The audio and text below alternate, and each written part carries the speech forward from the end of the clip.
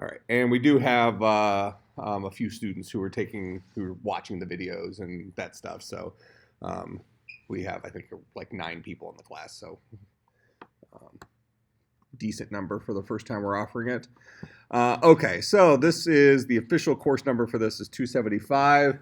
That really might change in the future. So kind of where this is coming from is we're going to be starting a game programming major that's currently sitting with the faculty, and it'll be approved sometime this year or whatever. But we wanted to start offering the courses. That way we can offer game programming 2 next semester and so on and so forth.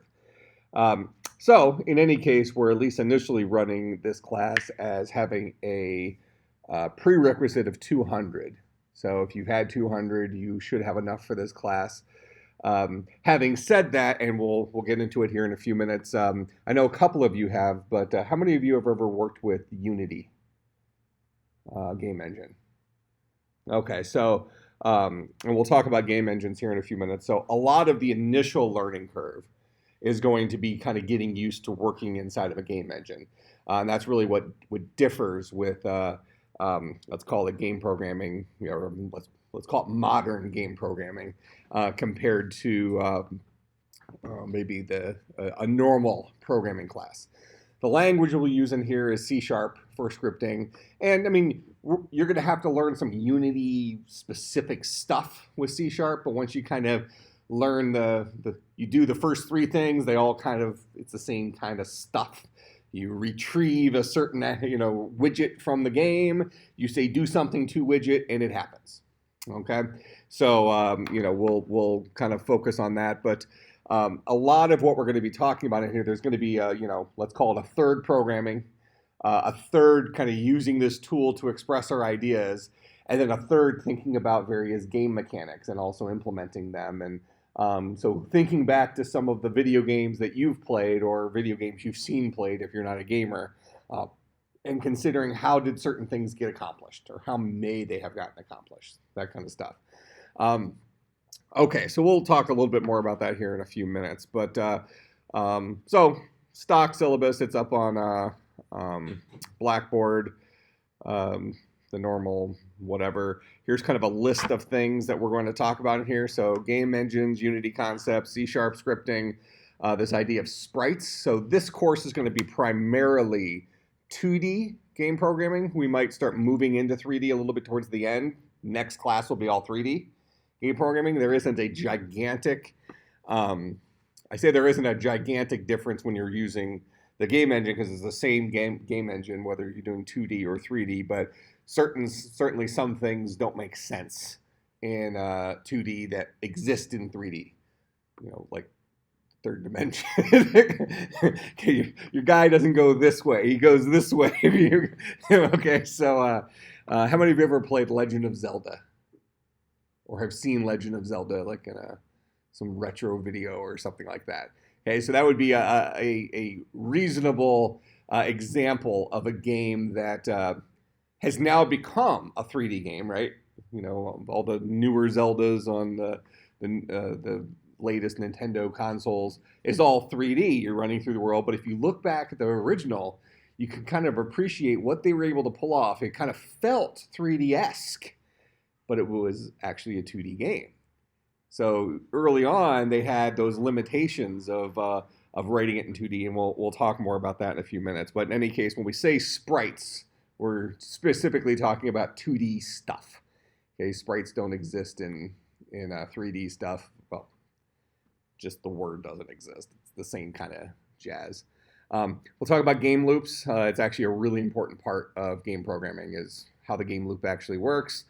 Input handling, player movement, rotation, and scaling. This idea of rigid bodies and how it relates to physics. We'll talk more about game engines in general, kind of start the ball rolling here. Physics, collisions, optimization stuff. Like I mentioned, we'll kind of look at various game mechanics from history. We'll start off with kind of that Mario idea, right? Guy moves back and forth, can jump. Okay, how does that work? How does physics play into that? And your guy lands on the ground. How does that all work? And what performance is going on behind the scenes to make sure that, if your dude is constantly colliding with the ground, how does that hurt you? How how does that hurt your frame rate or the performance of the game, and you don't want the game to be kind of jagged. The idea of the camera in the game, sound and stuff, artificial intelligence concepts, UI design, and then also what's the process of taking something you've made in Unity and publishing it either to like an iPhone or an Android device or PlayStation, Xbox, these things all, you rate the kind of the core concept of Unity is you create the game in Unity and then you can deploy it to any of these platforms. Now, you do need to make that initial decision though. If you are planning on writing your game for, let's say for the smartphones, iPhone and Android, okay, you don't have to write the tool you're using is identical.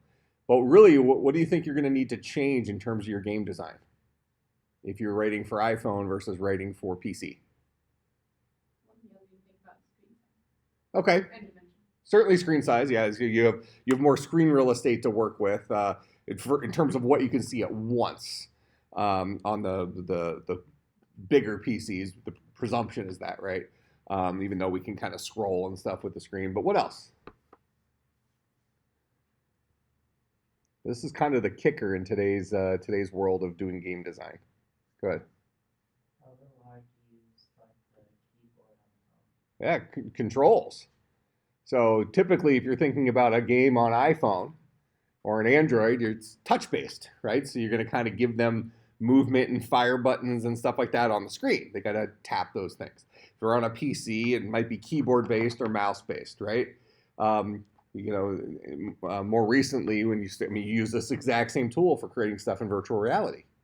So basically, the difference between a 3D Unity game and the virtual reality version of that game is where the camera is, rather than the camera riding over the person's head and, as he's driving around, the camera's following him. Instead, the camera is him. That's the difference. But when you're designing for virtual reality versus designing for a 3D game for PC or for Xbox or something like that, what's the difference? In VR, now your inputs are these hand controls, the buttons on the hand controls, movement, colliding with stuff, things like this. So you can write the same game, and we can even say that 80% of it is going to be identical if you're writing any kind of 3D game. But that last 20% is going to kind of play into things for how you actually interact with the world, because your controls will change. And if you've been following the virtual reality stuff at all, for instance, a couple of kind of a famous game, Skyrim. So how many of you have heard of the game Skyrim before? Okay, so it's a kind of an open world 3D gamey type thing. Well, so the big announcement then, Skyrim's been out for a while, right? What year did Skyrim come out? 2010, 12? A while ago, right? This isn't a game that came out yesterday. 2010. Yeah, this isn't a game that came out yesterday. Now, what did they do? Last year, they released Skyrim Remastered, where they basically said, well, these graphics didn't exist back then. We didn't have enough hardware to drive at a frame rate that was reasonable, good graphics back then, so we facelifted the whole game. Same game, just facelifted. Fair enough. It was a really popular game. A lot of people bought the remastered one. I actually played the game for the first time in the remastered version. I didn't play the original.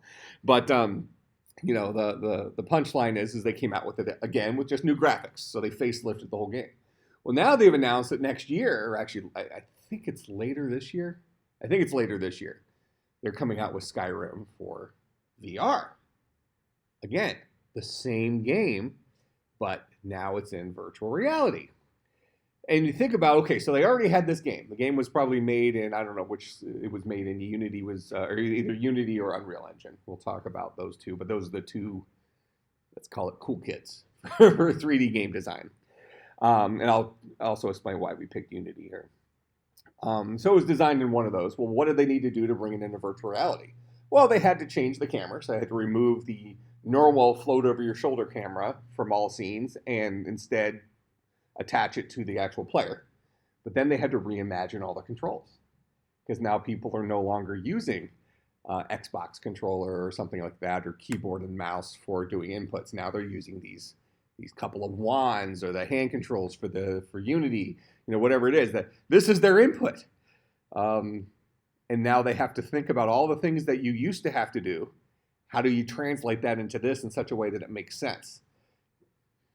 All right, so even though it's not a brand new game, they're having to kind of augment the old game for some new controls.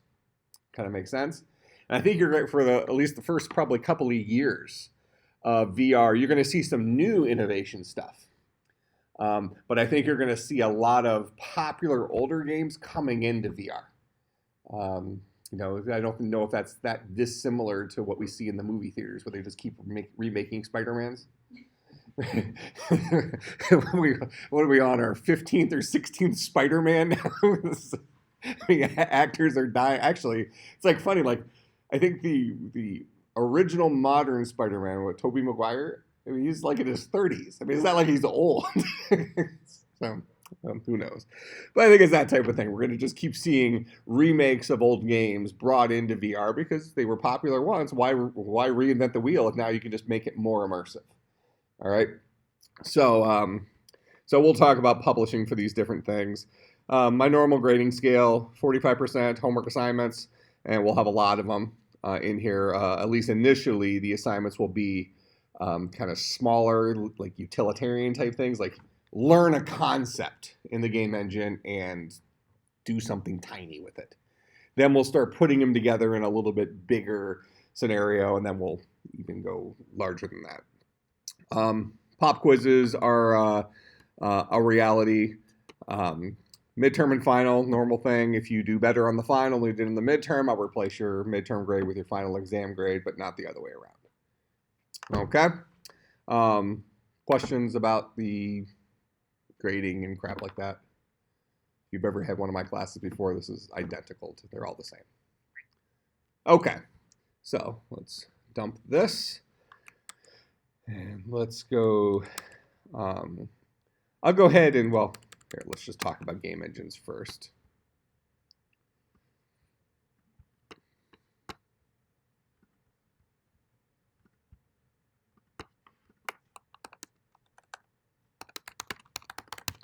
All right, so how many of you have heard the phrase game engine before? It's something most of us have at least heard, right? And I think I asked a few minutes ago how many of you have worked with a game engine. I think I specifically asked Unity, and only a couple of you are, had actually ever worked with Unity. What about other game engines? Have any of you worked with any game engine before? Yay, nay. Which one? There was a RPG maker. Yeah. And it messed with the code or just dragged it. Okay, sure. So kind of a game engine, obviously, let's call it a lesser game engine, but very specific for a genre of game. And we'll talk about genres here in a few minutes. But so when I say game engine, what does that mean to you? What is that tool used for? Let's back that off one thing. So, we've all had programming before. So we're all on an even playing field. When I say IDE, Integrated Development Environment, so something like Eclipse or Xcode or Android Studio, what does that mean to you? What's the purpose of writing something using an IDE versus using a text editor? An environment for debugging, writing, and running the whole application and just set. Okay, so it's kind of a one-stop shop for your programming stuff, right? As opposed to when you first learn Java. Well, it's probably less common now because now everybody just throws you into Eclipse, but I like to show the command line stuff. So, the way Java used to be written is you'd open up your favorite text editor, and this is before you had the list of cool text editors, right? Things like Sublime and Atom, they didn't exist back then. You'd open up DOS Edit.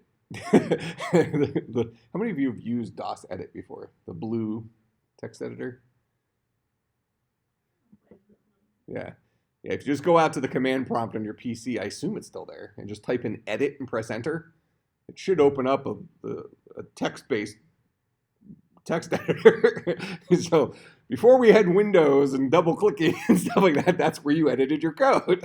You did it all from a command line text editor. And some of you have seen me do the same thing out at terminal here, where I'll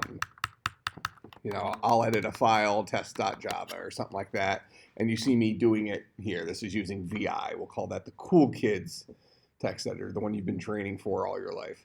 A little bit harder to use because you have to learn these little hand commands and stuff, but then when you want to save, you got to do a write quit and that kind of stuff. So in any case, that's what we used to do.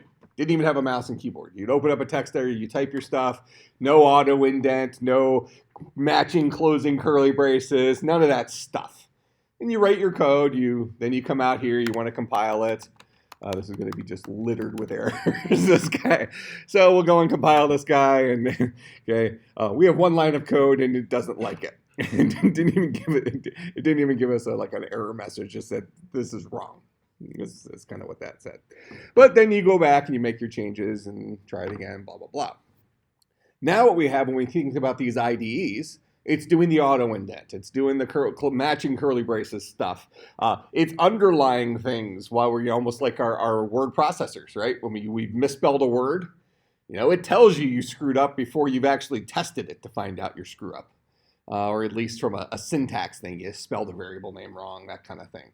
Okay, so you kind of mentioned that an IDE is this environment, this one-stop shop for doing your programming stuff, and it makes our lives easier as programmers, right? Okay, so a game engine is an IDE.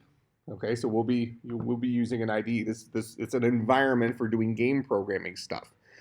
But when you hear game engine, what else does it do for us? What does it mean to you beyond that? If I'm telling you it does things beyond just giving you a nice text editor and environment to write stuff, what do you think a game engine's doing for us? Go ahead. Tools for graphical. Okay, so it's going to give us a kind of a rich interface design type thing. So I mean, you start jumping into for instance, Xcode. For the Mac, you can write iPhone and Mac applications. It has a pretty nice interface designer, interface builder. Android, every week their interface builder gets better and better and better over the last many years. And when I say every week, I literally mean every week. Every week there's an update to the thing. But in any case, those things are okay, but most of them are you're designing in 2D, right? Well, now we're designing in 3D, so it's going to be that editor is more complex. Okay, so we have graphical stuff.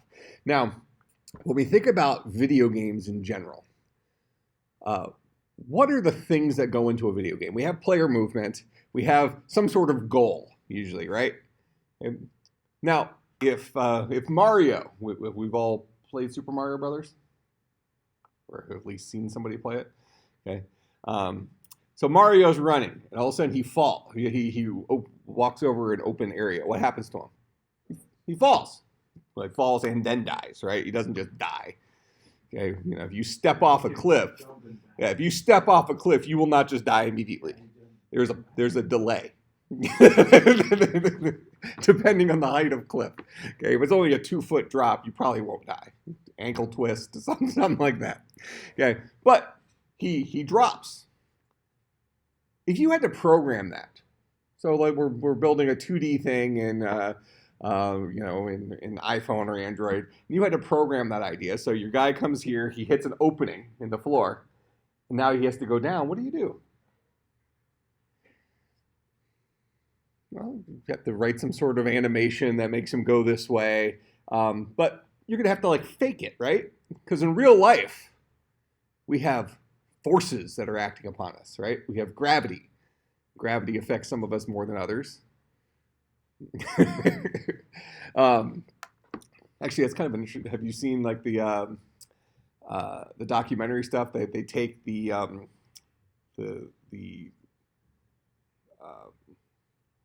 garden gnome.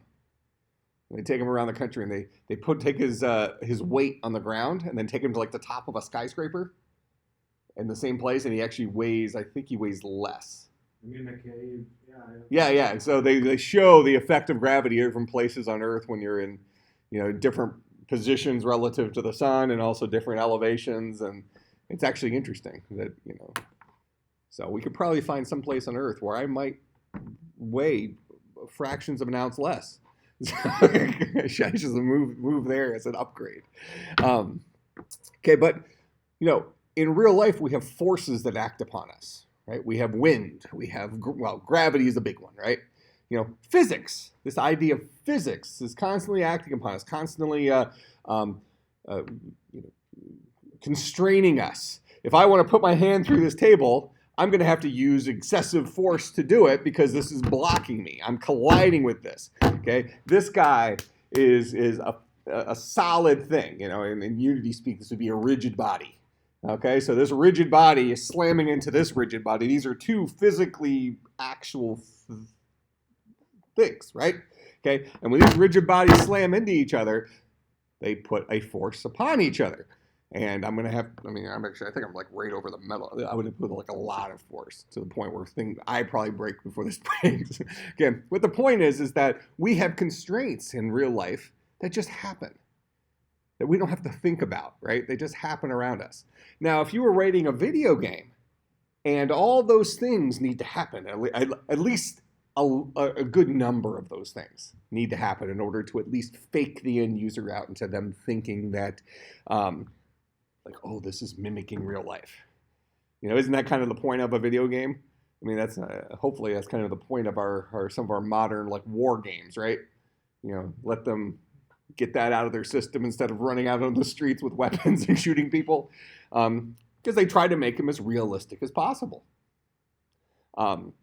Same thing. We actually have. How many of you have ever read the book Ender's Game, or I guess seen the movie? I don't know if those are really equivalents.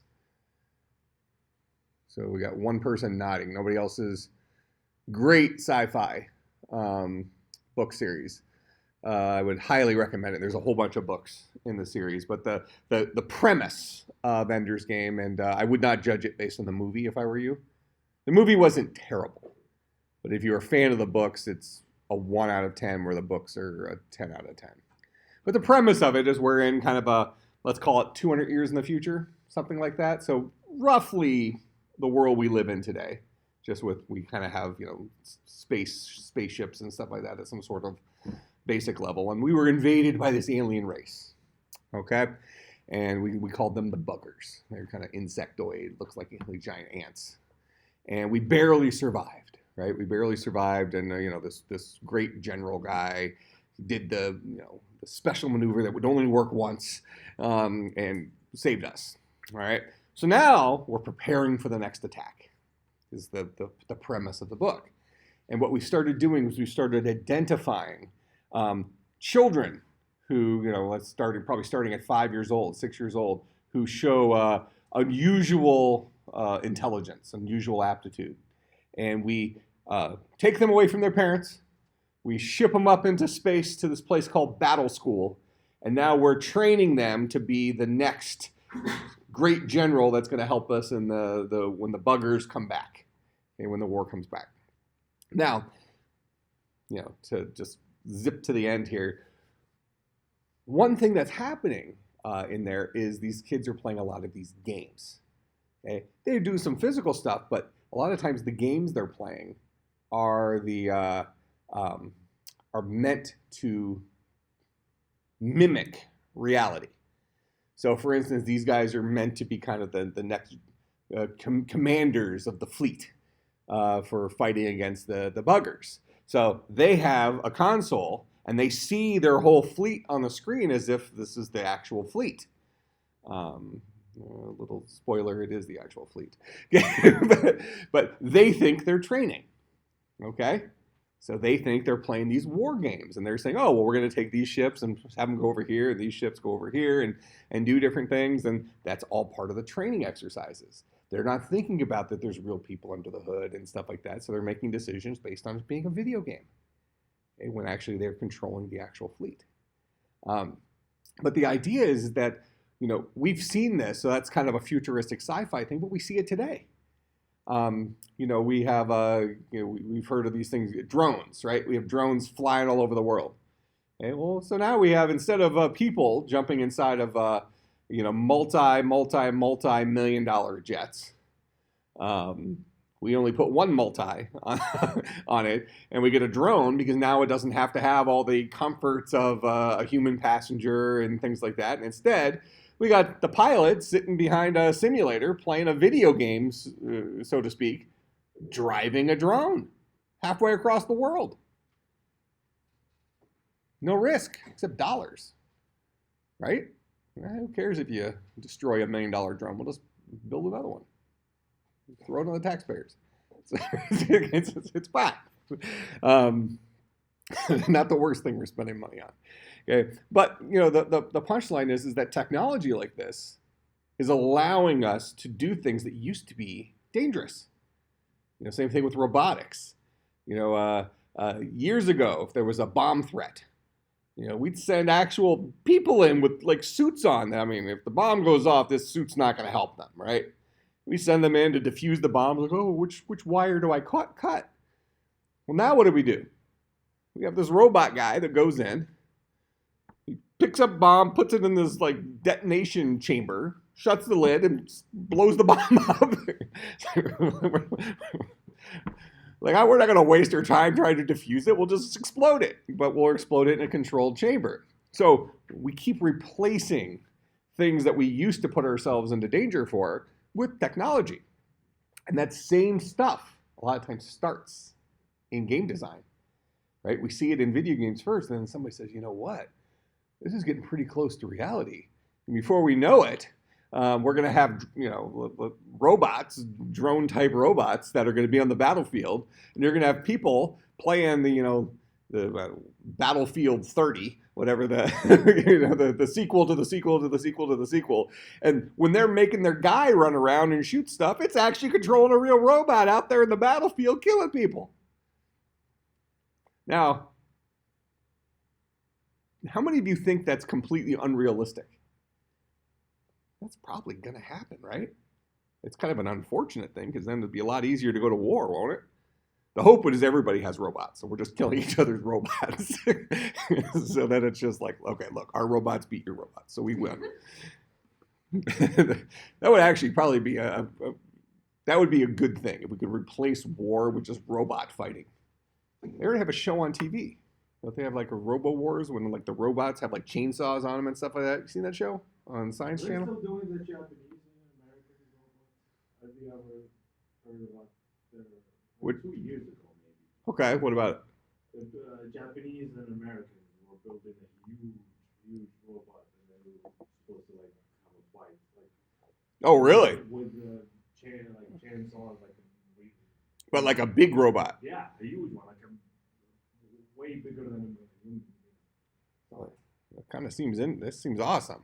No, but we just saw like 2 videos on it 2 years ago. So I'm trying to think of the movie. Working, What was the movie that was out maybe 3 years ago or something like that, where there was these huh?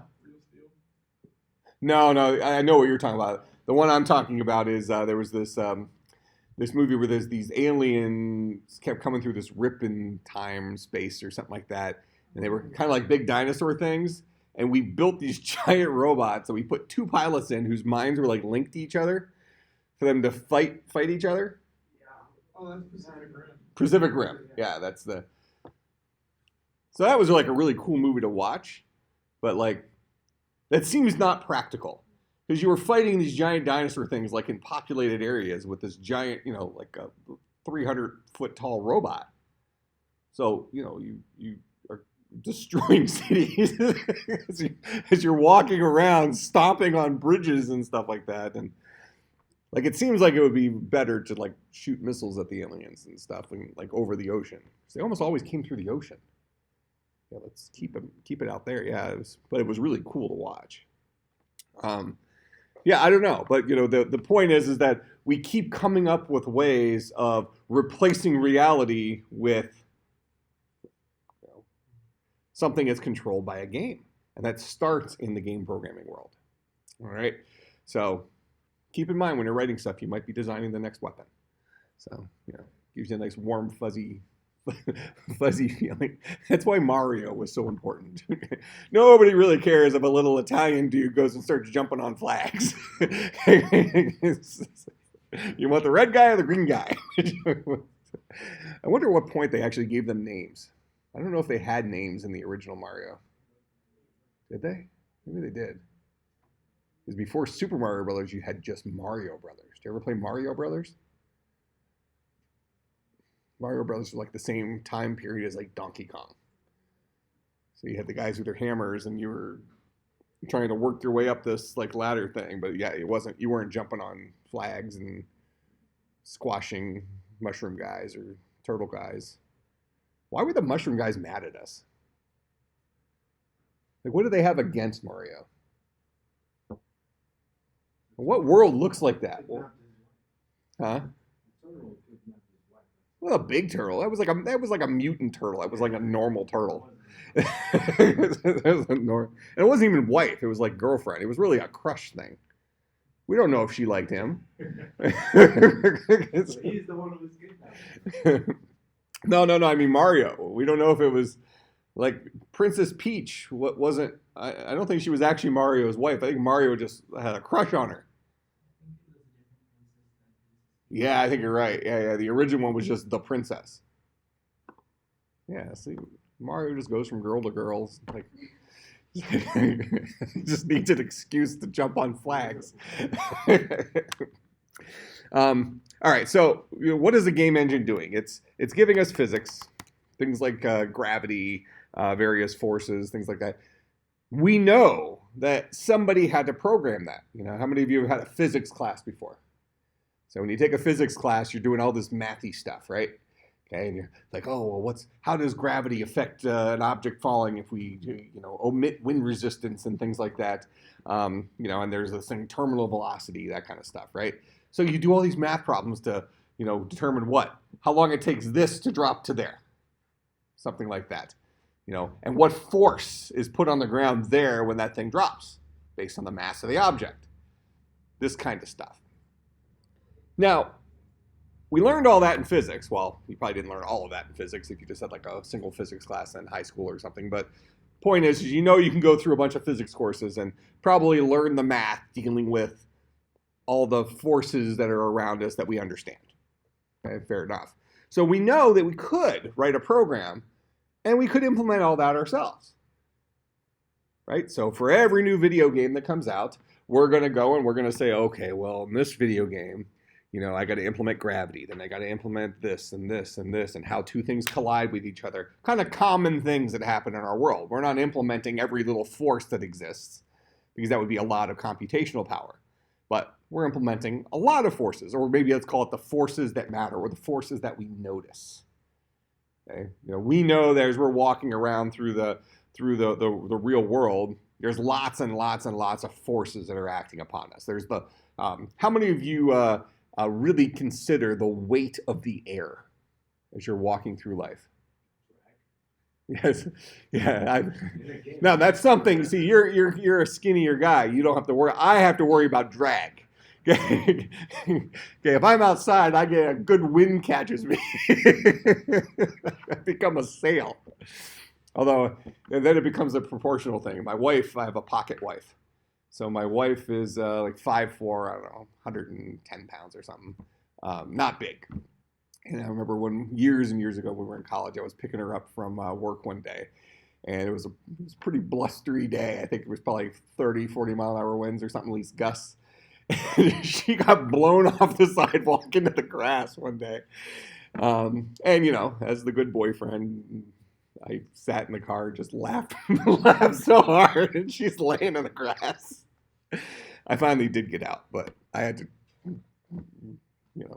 gather my composure before I could do that. Yeah, but that doesn't happen to me because gravity has helped me. So I might catch more wind, but I have some structural, stuff. But in any case, as we're walking through life, we're not really considering. We have this atmosphere around us, right? Okay, we know there's air around us. We're breathing it. Okay, but we don't really think about how much resistance it's giving us, how thick it is today. You know, sometimes you'd be out on a really muggy day when you can tell there's a lot of moisture in the air and you just kind of, the air feels heavy. Sometimes on like extremes like that, you might notice. But in general, we don't really think about that. That's not something that, you know, we don't think that our walking speed has been reduced by 0.002% someday just because the air is thick. And that's not something that goes through our mind. So would that be something that we would waste our time implementing inside of a game? No, but even though we know it's real, right? We know these things are real. Go ahead. Maybe in a context, it depends on the game. So if the game involves flying, maybe you have to. Possibly, but even then, especially if it's a simulator. If it's a simulator, we might need to take more things into consideration because you're at that point, it's not about a video game. You're trying to mimic real life as closely as possible because, you know, we're like training astronauts to go to space so they can screw up 5,000 times here and not kill themselves there. You know, it's actually quite fascinating. You go back to the, you know, now, you know, we think about astronauts. What do? They go through some sort of simulator program. There's software. There's effectively a game written that they practice all their maneuvers and stuff with. Well, what happened before we had that? They had to physically build simulators. So they had a physical Apollo capsule with all the buttons and stuff like that in it and a little TV screen. And what they would do is they would run simulations against them. So they would have you know, somebody outside of it saying, okay, well, this is the light that's going to go off. Because a lot of times these guys are operating just off of instruments. They got this little tiny window to look out of, and you're not driving, you know, greatly based on that. So we had to build our own simulators, and that was expensive, right? You had to physically build a duplicate, and then figure out how to make it act like you were in space. So it wasn't going to be equivalent, right? So it kind of makes it amazing, you know, how some of the things we've accomplished in space when all their training was done in, you know, basically a tin can here on Earth. We have a virtual reality experience for the Apollo moon landing, where you actually have to do the thing where you land the moon lander and deal with like the wind resistance and stuff like that as you're coming down to the moon. You know, you turn the capsule, you have a single thruster. So all your landing has to do with a single thruster, single burn. You don't have any steering other than a single flap that allows you to kind of manipulate the thing like this. Okay, not the thruster, but the entire ship. So if you want to slow down, what do? You turn it this way to get the most resistance on this side and fire the burner. But you only have so much fuel. Okay, so if you run out of fuel, then you lose one of your steering things. And I finally did land. I got pretty decent at landing at first, you know, or relatively quickly. Let's say maybe after about 2 hours, I got pretty decent at landing. But now you have the additional thing of landing in the right spot. You know, they had kind of a range of area where they had to, you know, that's where their planned landing was. And it was pretty important you hit that because when they did their takeoff to reunite with the ship, it's kind of important it's in the right spot. Because, I mean, things are really far away. We can't just like send a vehicle out there and kind of shove them over a little bit. I probably had 14 hours in on this game before I finally landed on the right spot once. I mean, say this again? Yeah, I mean it was I mean I shouldn't be an astronaut. So I guess okay, chances are they're gonna have to give up quite a bit of payload, and I don't think I would fit in the little capsule. It was really, I mean, it was a neat experience, but it really makes you think about that type of stuff. So what a game engine does is it's giving us all of these tools, all these things that we know that every game really needs to have implemented. Okay, so they try to capture that, you know, that idea of all the forces that people might notice. And, you know, the big thing we're going to focus on is gravity, right? And then solid objects. One solid object doesn't go through another solid object. So these are just realities that we all notice, right? If you're walking out that door and you don't center yourself very well and you bump your shoulder into the right side of the door, you're going to find out pretty quick. You're going to notice. You don't just pass through the door, right? And then you lose 4 hit points. what if life was like that? At the end of the day, you're just looking at your damage, figuring out before you go to bed how many health pots you have to drink.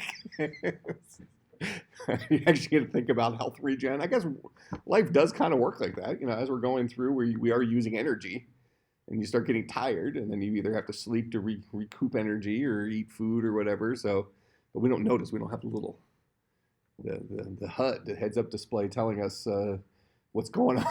What's my current energy state? Why don't they have that? They should. I wonder how that would change the way people live their lives. If you literally had a real-time measurement of your current energy, left, instead of you just perceiving how tired you are. Wouldn't that change how we watch sports?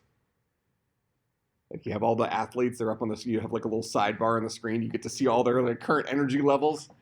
LeBron James is, he's only sat in the bench for 32 seconds or something the entire game. At the end, he's just running on empty. And then you just see a second bar that just says adrenaline levels or something. And then the guy can barely walk when he gets to the interviews. That'd be fascinating. That'd be really cool. All right. So in any case, the game engine is kind of like an IDE on steroids. All right. So it's giving us this tool that has already implemented a lot of the stuff that we know we might need in our various games that we're going to design. Some games need to be more realistic than others. Other games we might say, okay, well, it just has to mimic a couple of things, and that's just okay. In fact, you can make a game where gravity isn't even a thing.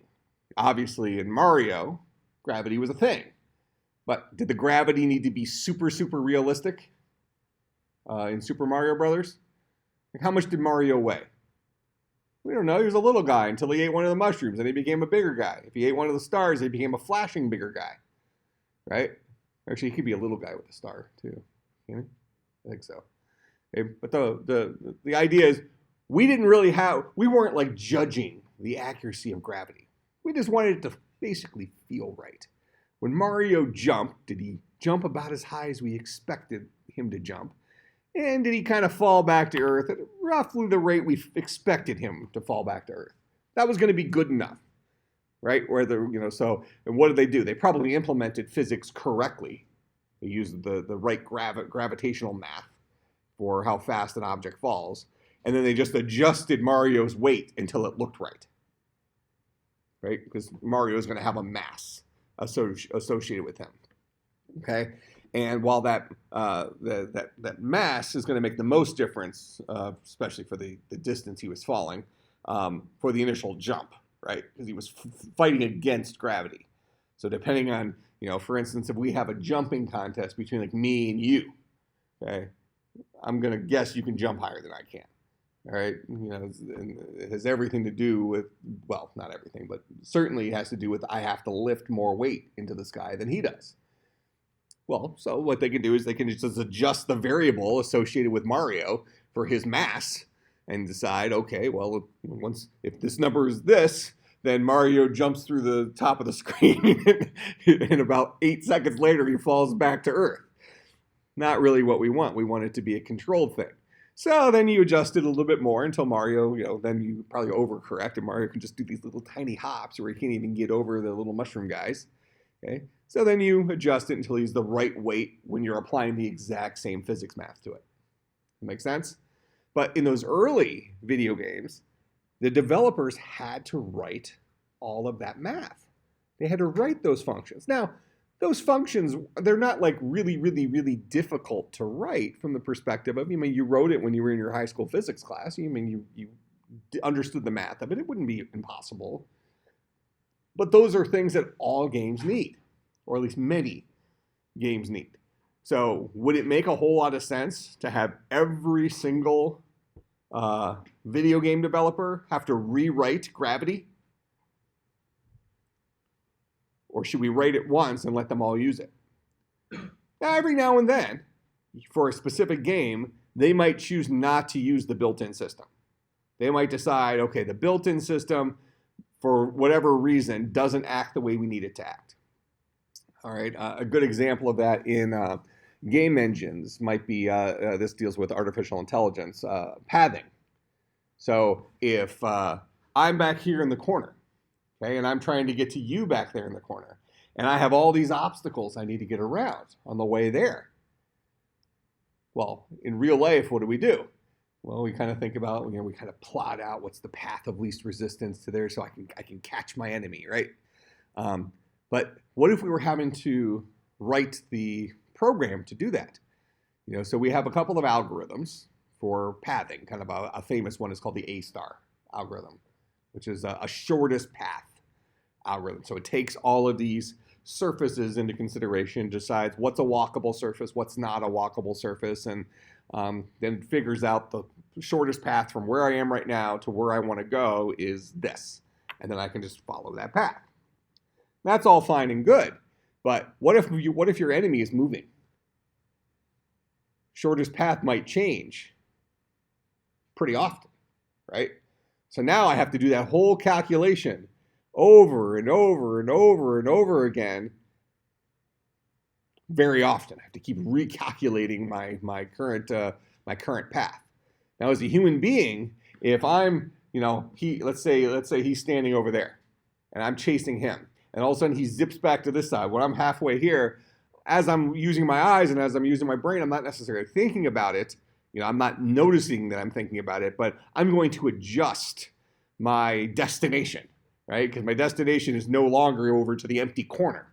Okay, I'm now following my target. I'm going to adjust that.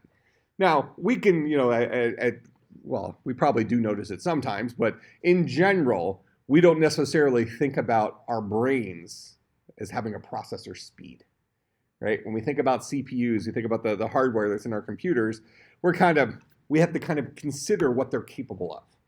What are the limitations of these guys? What constraints are we working within in order to accomplish the magic trick, in order to fake out the end user into them thinking that everything's good? Okay, in today's gaming world, we have this idea of, so how many of you in here would consider yourself gamers? Okay, several of you. So as a gamer,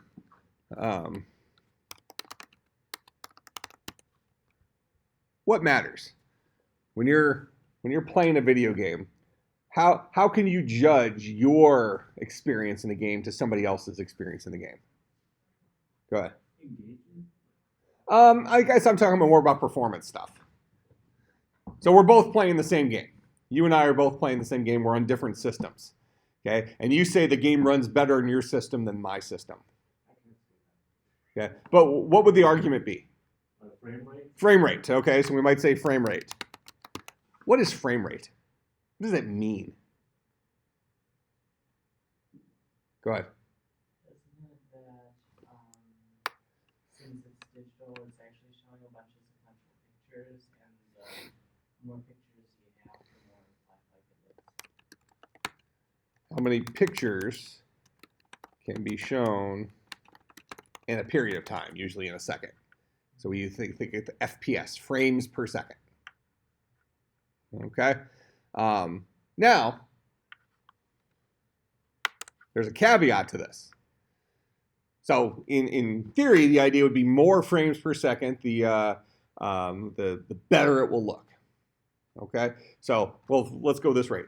So how do we accomplish more frames per second? So from a game designer's perspective, we have two options. Right? We simplify what's being shown in each frame so that it's easier to show it, takes less resources to show the frame. Or we make the consumer get a better graphics card, get a better GPU.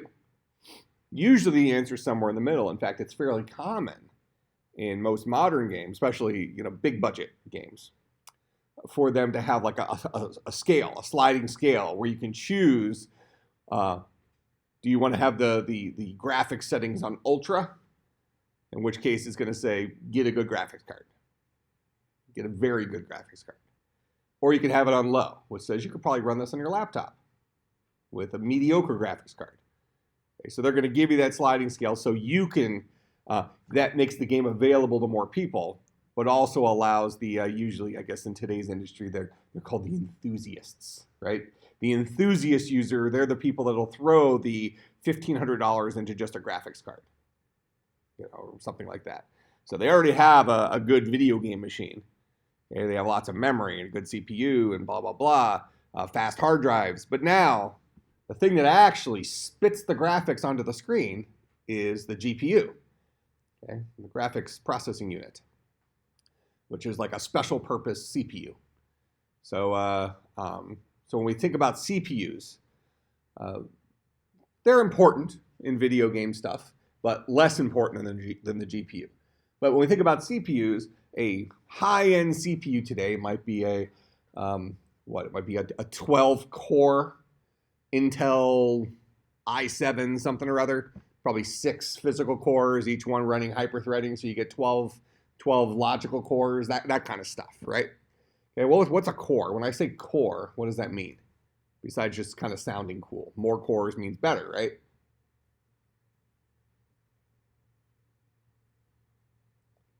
Isn't that how it works with cars? The more cylinders, the better. 6-cylinder better than a 4-cylinder. 8-cylinder better than a 6-cylinder. What does better mean? Usually, the more cylinders, the more power, worse gas mileage, right? This is the trade-off, which is why I always find it funny. I have a neighbor who they don't tow anything. It's just 2 people. They have no need for horsepower. Yet they have this giant V8 pickup truck. So it gets crappy gas mileage. It's too big for them to drive. Oh, they just always wanted a truck. So I don't know. I find that funny. Where that's a much better fit for like a 4-cylinder sedan. You're going to get 35 miles per gallon and save some money at the pumps. But especially this week. You see the prices of gas shot up since yesterday. Now I'm assuming from the hurricane, Texas, a lot of our oil comes from there. So, and then it's probably going to get even worse now with the holiday weekend coming up. You're spending $9 a gallon by Sunday. I think right now it's at, I think I saw $2.65 a gallon for normal unleaded this morning. This morning? Oh, yeah, the sweep hasn't come in yet. Where was that? That was down in Milwaukee. Okay, yeah, it's up here. Yeah, Mequon adapts early. It's like, I can afford it. Yeah, so coming in this morning at, I guess that was 7:15, 7:20 a.m., something like that. I think it was either 255 or 265. I think it was 65.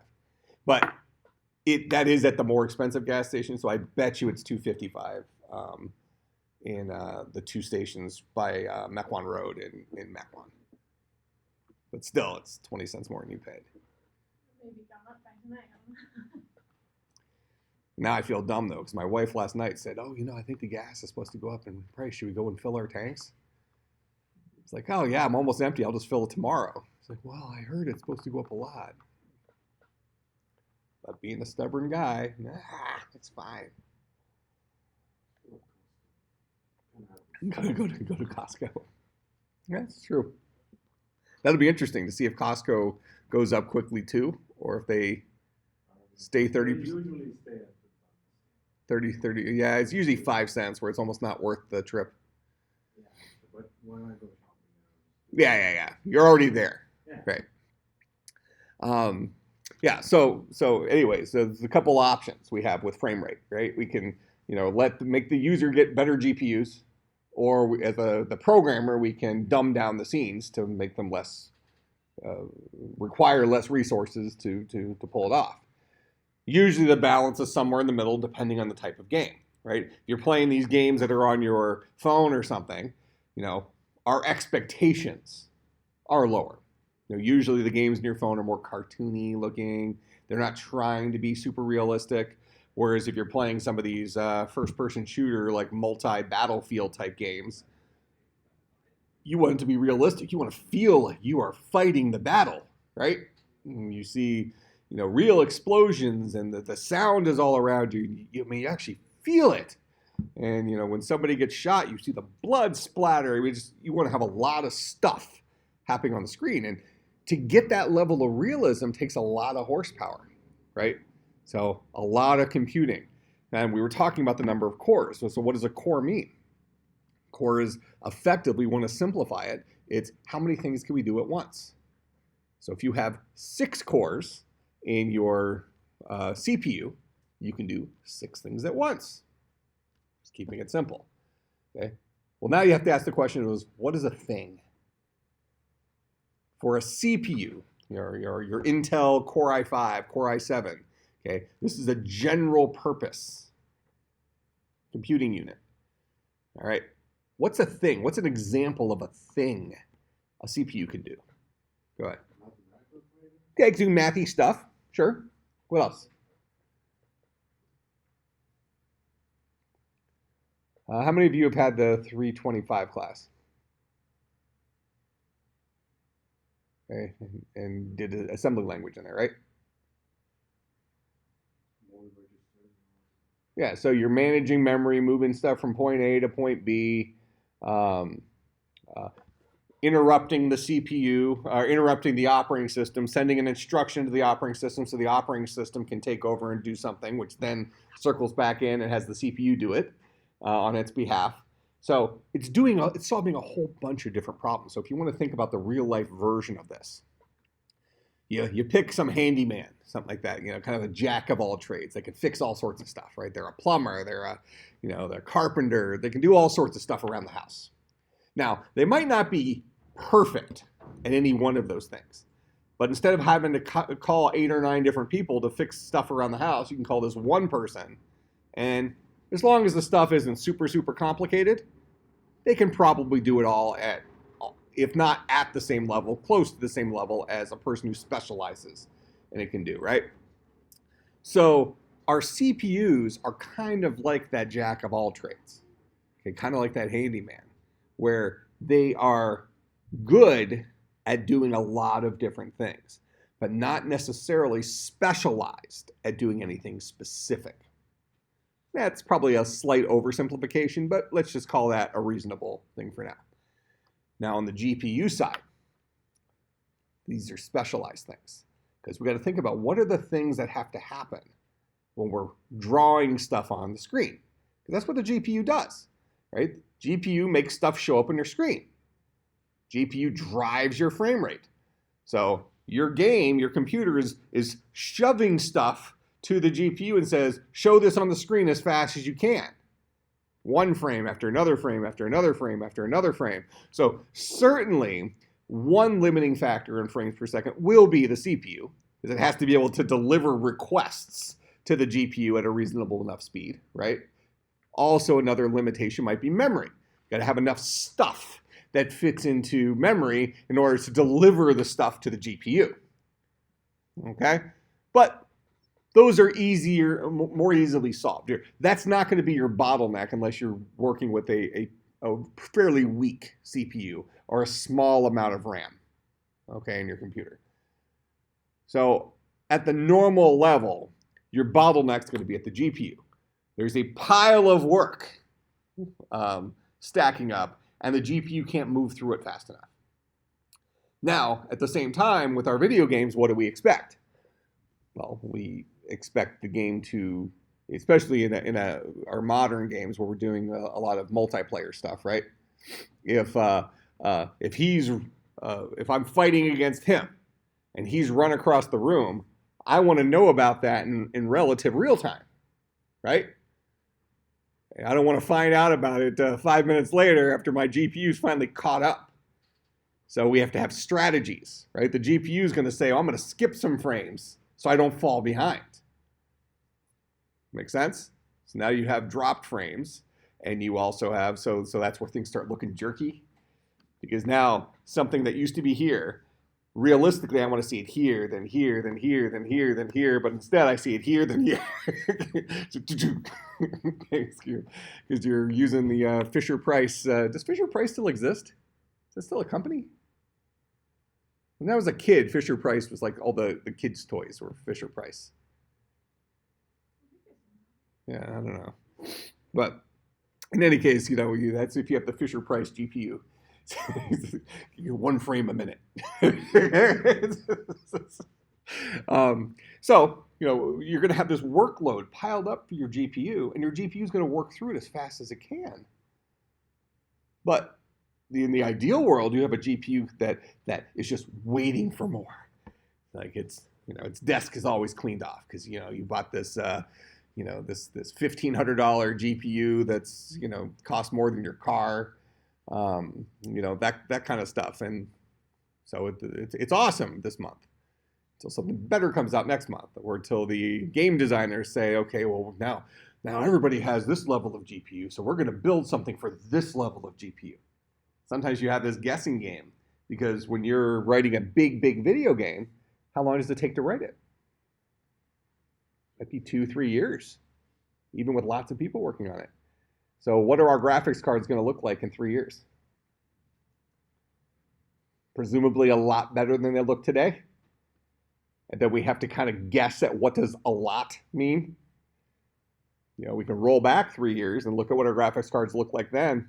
Today's graphics cards are way more powerful. So now these people today, when they're writing these video games, they have to target a piece of equipment that doesn't exist. Does that make sense? And that's where they put in that sliding scale for ultra versus, grayscale. Grayscale graphics. Line art. We've removed all color. That would actually be probably a pretty popular genre of video games. If everything was done with just line art and stuff, you'd have like that eclectic group of people. It's like, oh yeah, minimalist graphics. There was one who's doing. Have you ever heard of Paper Please? It doesn't sound familiar to me. Well, he's doing a game. Maybe I'll send you. Okay, yeah, I'd be interested. He's literally, I think, drawing it by hand or something. Weird, and then he's pixelized everything. Okay, yeah, no, that sounds interesting. Okay, but so punchline then becomes this idea that our GPUs need to keep up. So how many cores do you think is in our modern GPUs? So we decided that a good CPU has 6 cores in it, and then they have some technology built in there where they might say it has 12 logical cores. Go ahead. I think I have one with 48 or something. There's a lot, but Oh, you have one with 48 cores, a GPU? Yeah. So at first, when you're comparing it to the 6-core CPU, you might say 48 cores. That's impressive, right? Okay. I mean, I probably have a toaster at home that has more than 48 cores in it of graphical processing units. So our modern GPUs have thousands of cores. 2,048 cores might be. More. 4096. Thousands and thousands and thousands of cores. So then we sit here and say, well, why don't they do that for the CPUs? Why am I sitting there at 6 cores when this guy has 4,000 cores? And we already said that we answered what's a core. A core is, the ability to do how many things at a time. Well, now the question is what is a thing? Well, in the CPU, a thing is this big, long, list of things that a CPU can do, right? Jack of all trades. Well, now we're over here at the GPU. Okay, not all cores are created the same. So if the CPU core is this giant guy that has all this capability, the GPU core is this little tiny thing because it only knows how to do a very small number of things that are very, very, very specific to graphics. A lot of floating point math. For example, how many of you have heard of, from the NVIDIA company, a card line called the Quadros? So when you look at graphics cards, you kind of have two competitors. You have NVIDIA and you have ATI. Okay, ATI is owned by AMD, and NVIDIA is owned by Intel. Is that correct? I think that's correct. So yeah, there's still the two CPU companies are also the two GPU companies. All right. So the situation is this: with for the last couple of years, really, NVIDIA has been way ahead of ATI. Not just depends on who, well, if you're an NVIDIA fan, you're going to say that. I mean, way ahead, not even in the same ballpark. So at the high end, ATI has not been competing for the last several years. Just recently, they released a line of cards that are competing with NVIDIA's decent card from a year and a half ago. So they're still behind, but they've closed the gap quite a bit, and I think you're going to see them catch up now moving forward. So I mean, we're back on a reasonable competition thing now. But in the NVIDIA side of things, their top of the line consumer graphics cards are the 10 series. So the GTX 1070, 1080, 1080 Ti. These are those cards. Well, but then they have, and the numbering system is very different, but they have the Quadro line of cards. Now, the Quadro line of cards are similar specs if you look at number of cores and even frame rate for video games and stuff like that. But they're way more expensive, several times more expensive. So they might be 3 or 4 times the cost of the equivalent, let's call it horsepower, 10 series card from NVIDIA. Why do you think they're more money? Typically, the Quadros are what come with like graphic workstations. If you're somebody who maybe is working in the movie industry, doing video stuff, or you're doing if you're doing graphic layouts for high precision type stuff, those Quadro cards. So I mentioned earlier that the cores are made to do a lot of floating point math. Well, generally speaking, they take shortcuts. Because if you're playing a video game and you're showing something at 60 or 70 or 80 frames per second, if one pixel is a little bit off from where it should be, are we going to notice? No, we're not going to notice. We don't care. We'd rather it be fast and slightly off, as long as it's not noticeable, than be slower and be perfect. Well, the Quadros are the hand-picked cores that are the top performers, that they can hold to a standard and say we want it to be pixel perfect, because precision is more important than performance. Does that make sense? So you would never want to have a Quadro. Well, not that a Quadro card at the same competition level would be worse, but you'd be spending 3 times more for this card and getting no more product than this card for a normal video game. Because the software has to say, I want precision, as opposed to the software saying, hey, multiple frames per second, as many as you can, go. That make sense? So if you are a high-end CAD designer or something like that, you want the Quadro cards because that can give you the most precision. If you're a video gamer, you want the best. Right now, it's 1080 Ti is your top level. There's another card called the Titan X that came out way ahead of the 1080 Ti. Technically, it's probably the better card, or at least equivalent, but it came out way ahead and it's a lot more expensive. So if you were buying a card today and you wanted the top of the line, you would get the 1080 Ti. That's probably the card you'd buy because it's $700 instead of $1,400 for the Titan X, which is the same card. Just came out a year ago. Okay, so I said there was a couple of things that drive frame rate just in our last couple of minutes here.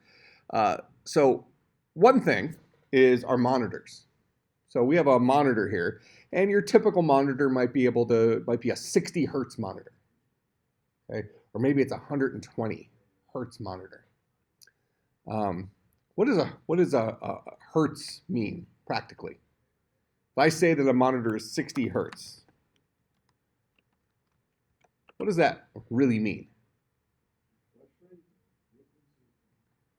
Yeah, it is a refresh rate. So at the end of the day, from us, from a practical standpoint, it means 60 frames per second. That's what it can show. That monitor can physically show 60 frames a second. So this is our monitor.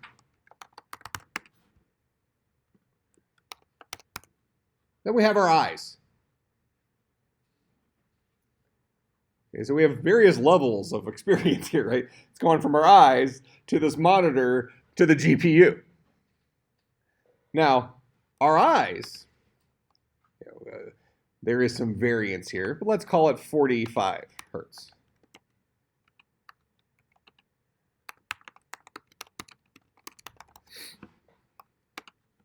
Ooh, seance, okay. So I can see 45 frames a second.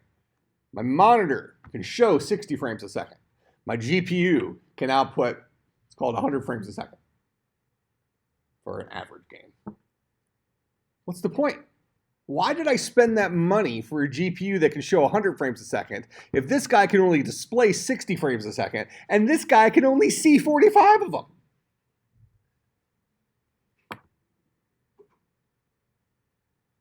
It's a big, it's a racket, as they would call it, right? Somebody's making money off this. Okay?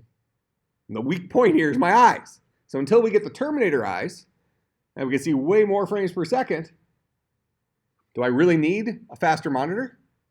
Do I really need a better GPU? So the kicker is this.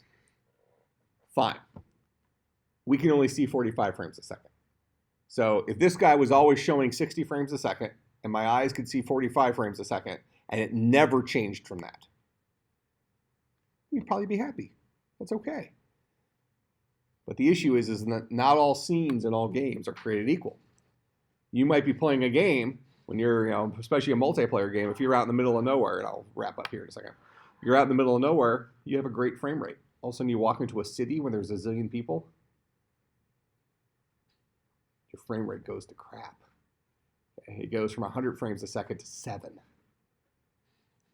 That's when you want to have that graphics card that was pushing 300 frames a second and drops to 91.